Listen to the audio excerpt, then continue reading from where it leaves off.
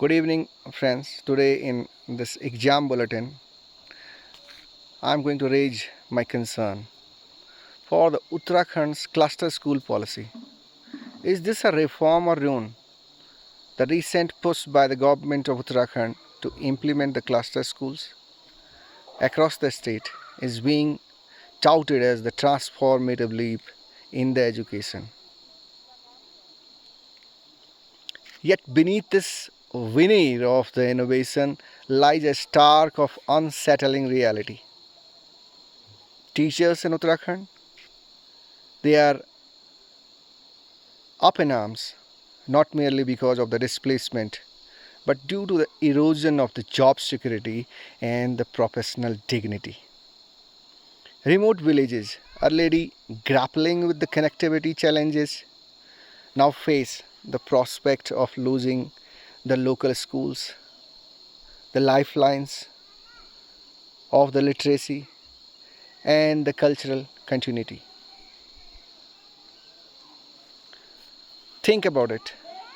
Will a child traverse miles of treacherous terrain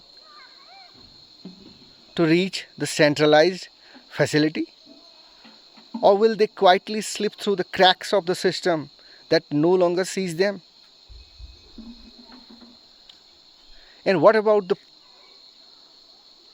aging rural population?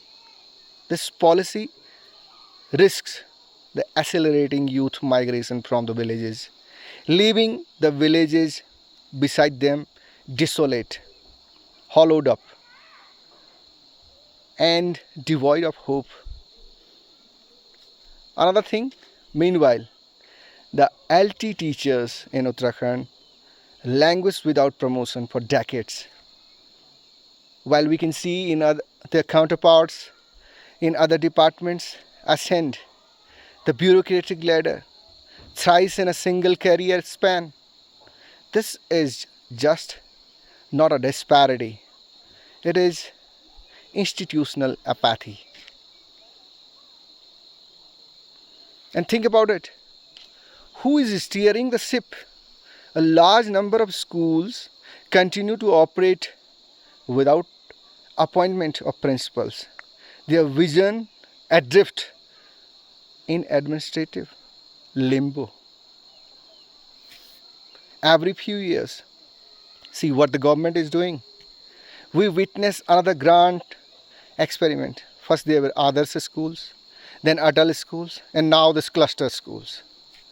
All introduced with minimal planning, zero grassroots dialogue, and little consideration for those in the front lines of education.